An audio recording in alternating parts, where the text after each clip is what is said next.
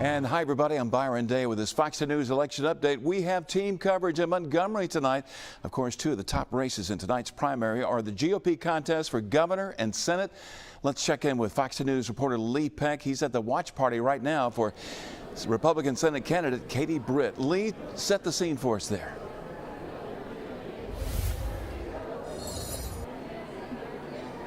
She's back in the room.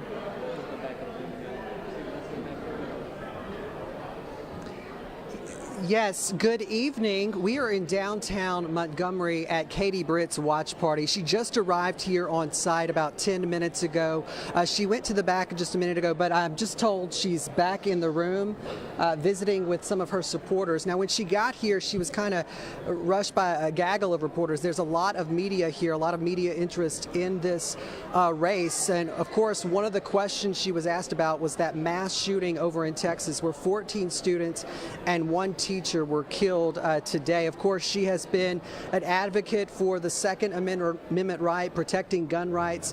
She said the problem isn't guns. It's not guns. It's people, and that we need to address mental health issues. She said people are the problem, and that's the route we need to go, addressing mental health issues. Again, an advocate for protecting the Second Amendment right. Again, a good crowd here. They've been here for about a good hour or so. Like I said, she just arrived here in the last 10 to 15 minutes.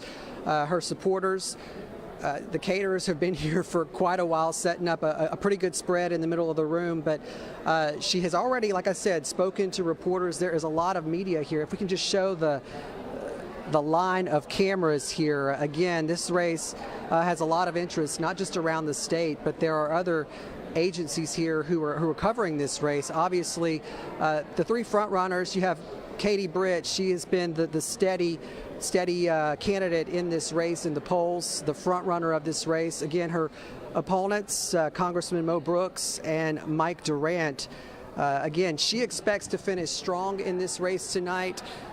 There will highly likely be a runoff in this race, so it's not over to get that GOP the nomination for the U.S. Senate race for later this year. But again, she is here tonight. She is speaking with her supporters. And really, right now, like a lot of election nights, it all comes down to waiting. Once the polls close in about 2 minutes, the waiting game begins as those numbers continue to start to roll in. We'll keep track of those. We'll put them out live on air and online. And of course, once we have some kind of definitive answer as to who has won this race, or if there's a runoff, we'll of course let you know on air and online at fox10tv.com. But like I said earlier, we're going to be here. It's a downtown venue nestled in downtown Montgomery. So we're going to be here for the duration. We've been here all afternoon, and we have you covered when it comes to not only the numbers, but reaction. Right now, I'm going to toss it back to you guys live in Montgomery. Lee Peck, Fox 2 News. Hey, Lee, before we let you go, what's the sense that you're feeling or hearing in the room? I mean, this is a very, very tight race. I mean, all three of those contestants are just separated by mere percentage points. There could be a runoff here as well. Is that the sense that you're getting? That is the sense I'm getting, even though she is the front runner and she has been very steady in the polls.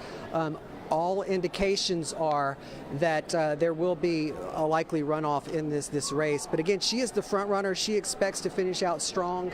And, you know, she says she's very confident. She's very confident, like she said when she voted. She's very humbled. And it was a very surreal experience when she went and circled her name on the ballot, to see her name on the ballot for U.S. Senate. This is someone who has not served political office before. However, like I was saying earlier, she does have a lot of experience when it comes to Washington, D.C., having served as Senator Richard Shelby's press secretary. Originally, she was his deputy press secretary, got promoted to press secretary, took some time off, and then came back as his chief of staff. So she knows the arena. She definitely knows the people to talk to in Washington, and she's hoping that Alabama voters will give her that opportunity, someone who's from Alabama, to go back to Washington and work for them. Of course, she has been very outspoken on her stances, of course, with gun control.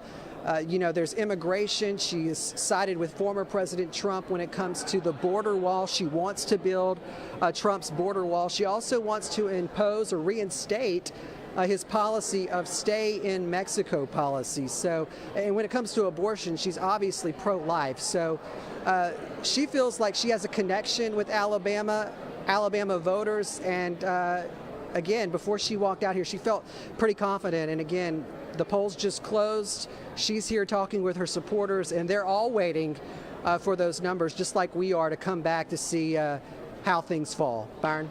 All right, Lee, thanks very much. Going back to her experience in politics, I think the last race she won, the last race she was involved in, was SGA president at the University of Alabama. So we'll wait and see with you tonight.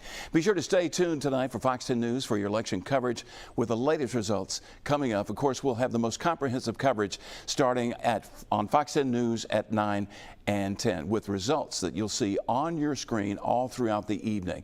I'm Byron Day. Thanks so much for watching.